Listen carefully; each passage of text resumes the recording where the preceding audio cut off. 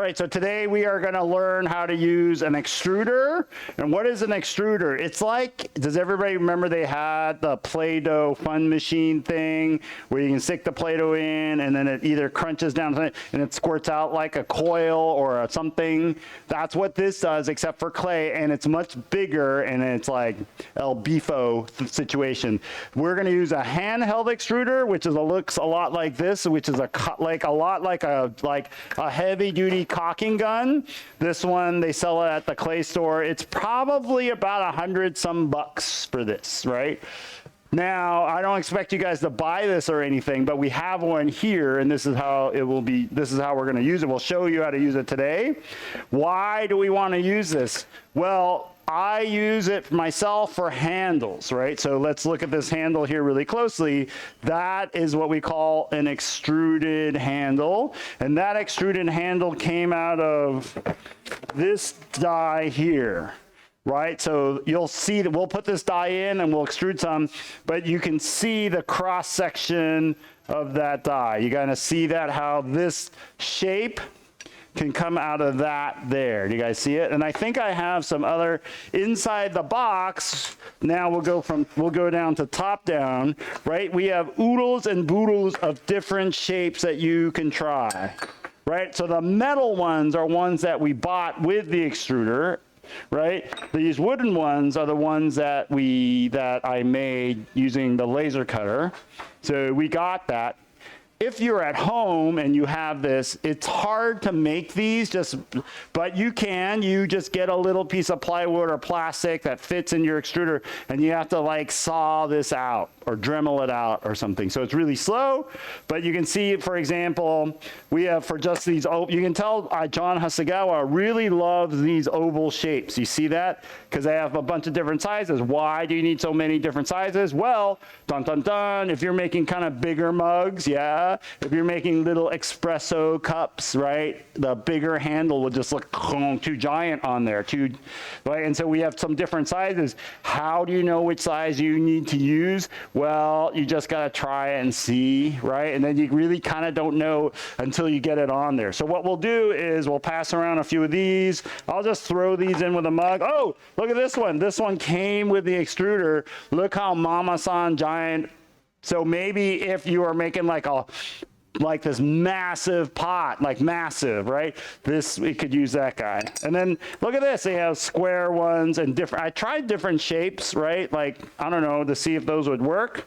Here's a little square one. So what we'll do is I'll just throw a bunch of these in there. You can look at them in this cup. So this cup has the extruded handle.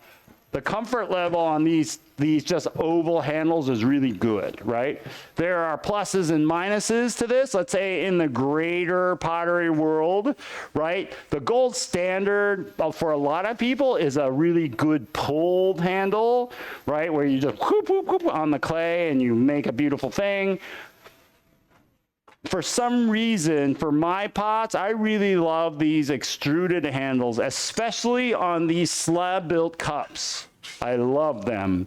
And I've tried pulling handles off of here or having pulled handles, and for some reason, for me, it just doesn't look good. And I have put extruded handles on my thrown things. I think they're okay, right?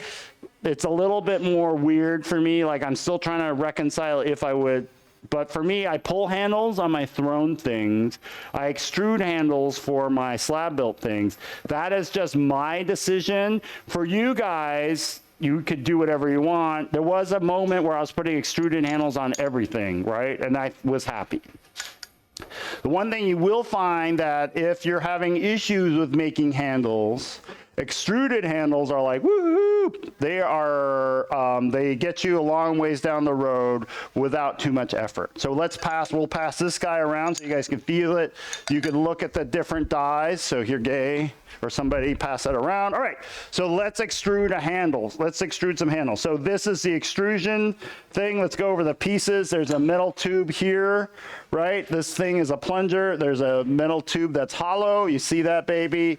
And then those are the things that we need. And then we need this little bracket thing here. Okay, so what we're gonna do is I'm gonna take some clay and I'm gonna load it into the tube. I'm gonna screw this tube onto here, right? So you see that this tube gets screwed onto here, right? It's pretty simple. This is, you can buy these things at clay stores. They also have things called jerky guns that you can kind of use, but they're a little bit too wimpy to push clay out. You can make it work. But they're a little bit wimpy, but that's what I use at home because you can get them for cheaper. So then I'm gonna pull this plunger out, right? So now the plunger is way back there, right? So now it's a hollow tube. For this, the clay that you need needs to be super soft clay, right? Why? Because you're taking this stuff and squashing it through the machine, right? And then it's trying to come out this little hole. It is hard work, especially because you do not have that much what we call mechanical advantage here. So you're like, it's better. That's the trick. Soft clay, meaning just fresh out of the bag clay, right?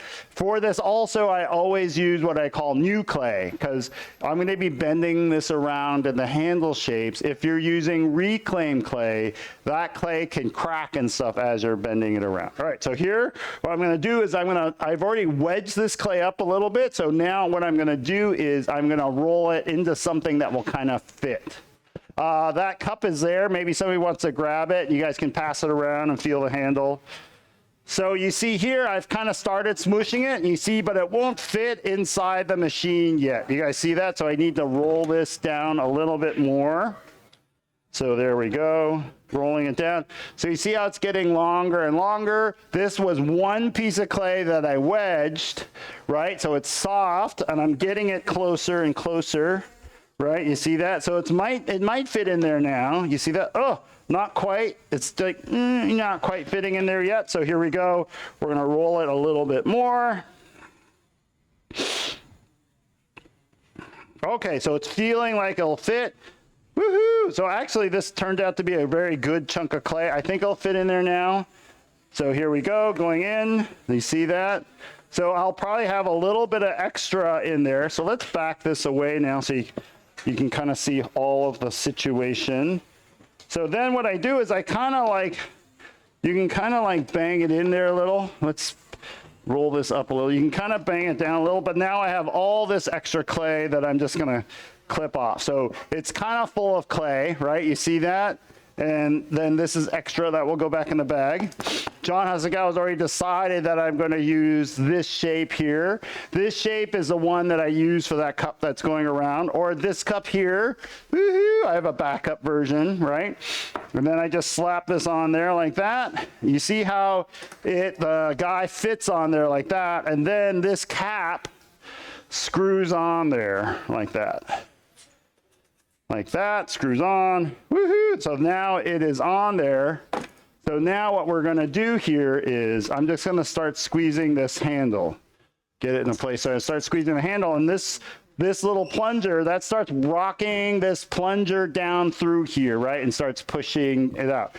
Oh, and this extruder can also do hollow things, right? Where it can make a hollow tube, but it's really small, but it's not really great at it because the leverage, it takes a lot of force to do that. We have a different wall mounted extruder. If you want to really go after make hollow tubes, hollow hexagonal things, I can show you that later. Right? Okay, so now I feel that you see how it's starting to squirt out a little bit. So you can see that it's kind of going in a wacky direction. You guys see that? So as it screws out, it's dropping down. What I would love it to be is a straight extrusion, right? Because this will always have that funky kind of bend in it, even if I try to straighten it out. The beginning of the thing always starts off curvy, right? It's just the way it kind of like, it kind of snakes around in different directions. But now we'll do this a little bit downward and now a little bit upward. Now I'm gonna lay this on the edge of the table. Let me bend that out of the way. I put the edge of this on the edge of the table like that. You guys see that? And then I'm gonna start squeezing this guy. This camera is not good at this, so we'll try to do it that way. Try to bend it a little bit that way. So here it's at the edge. So when this hangs off, the weight of it will try to keep it straight as it's extruding out. So even though the beginning of this is all funky and curvy, the weight of it will keep it pulling straight as it comes out, right? So here I put the edge of this that's out of the way, right, on the edge of the table, because that way I can squeeze and I'm not like shaking, because you know when you're squeezing and you're really bearing down, you kind of tremble a little bit. That trembling will get translated into your extrusion. You'll have like a little jiggly jiggly. So if I hold it here and I'm holding this part down with my hand and then I'm squeezing, you'll see the weight of it. You see how the weight of it, this is super important, starts holding it straight, right? Now, you can also do this thing where you can hold it, and so a partner, you can turn it as it's coming out. If you want something that has a curve to it, you can turn it as it's being extruded, right? But for right now, I just want straight ones, and I will put the bend of the handle in there later. I go all the way down almost to the floor. So here we'll bend that down so you can see it's hard. I know it's hard for you guys to see, but I'm gonna go all the way down so it's almost touching the floor, right? You see that there, it's almost touching the floor. I know it wasn't easy for you guys to see. Then I'll grab this and break it off. So now, I have this big extrusion, right? And you guys can see it here. Right, so I have this big extrusion, then I'm just gonna lay it on the table like that. Let's see if we could do that. So now I have this big long extrusion, right? Woohoo, this is awesome, right? Let me point to this end here. Let me get a knife and a ruler. So this and a fettling knife, here we go. So for me, let's get this out of the way. For me, for these kind of cups here, right, I would love it if it was about 7 inches long. Why? Because it probably uses about 5.5 inches of extrusion, right? And then I have a little bit extra to goof around with to cut off. Usually the ends here, the ends are a little funky, right? They like a little bit weird. So that way it gives you some to cut off. So I use a ruler because I'm really horrible at measuring. Right, I need to have a ruler there, so I use a ruler, and so there is 7 inches from there to there between my fingers, so I just lay the end of the ruler over there, and I'll just cut it at 7, woohoo, and I'll show you what I'm gonna do with them next, and then I cut it at 7, lay it over there, cut it at 7. Let's pass this one around so you guys can see it. Sharon, there you go, grab that guy. Right? And then I'll cut it at 7 here. All right, so then there's an extra bit, right? This extra bit was at the beginning of the extrusion, right? It had the funky part, and then a part of the funky part fell down, right? So it just broke off randomly. I think I hit it, so that was the really funky part. But this funky part, I will just get rid of. I don't need it because I got plenty. And then that thing is still loaded. I will probably get at least... So I got 3 good ones out of this one. I'll probably get at least maybe 10 more. So I have plenty, right? Actually more than I'm gonna do today, right? So that is a little bit, so let's talk about what we're gonna do next. What you want to kind of do is bend them into the shape that you want, because clay, remember, has a memory. We've always been told that clay has a memory, and if you ovalize it or you do something that it will go back to ovalize later, right? That's a lesson that we learn. So let's use that memory to our advantage. So what does that mean? We are going to take this guy, and I flip it on its side and just kind of make it into the handle shape that I kind of want, right? And so now it's a little bit too wet for me to use today or right now, right? So let's say I needed a handle. I'm trimming my pots today. I know by the end of class, I want to be putting handles on, right? You want to make these babies now because this little chunk of clay will dry off pretty fast. Right? And I will just set this guy over here. I'll probably get a board or something, because the less you handle your handle, the better, right? If I'm always having to pick it up, move it out of the way, I'm gonna mess it up, right? So I just plop it there, and I'll bend this guy around and plop it there, and I'll bend this guy around and plop it there, like that. And then, dun, dun, dun, right? I got 3 handles, and then I'll just extrude out more. right? That makes sense. So at home, I make, I don't know, 20, 30 cups at a time, maybe, or 60 cups in a couple of weeks or whatever. I'm just going nuts, right? I will extrude like 100 handles at a time. And what do I do with them? I get a box like this, right? And then for me, I put a piece of Hardybacker board inside. This is somebody else's. This is just a piece of wood. You can wet this wood down, right? And then, because that will hold moisture in the box, and then I will just plop my extra handles in here. Why would I want to do that? Why don't I just extrude them out every single time? Well, I am lazy and I don't like cleaning things up.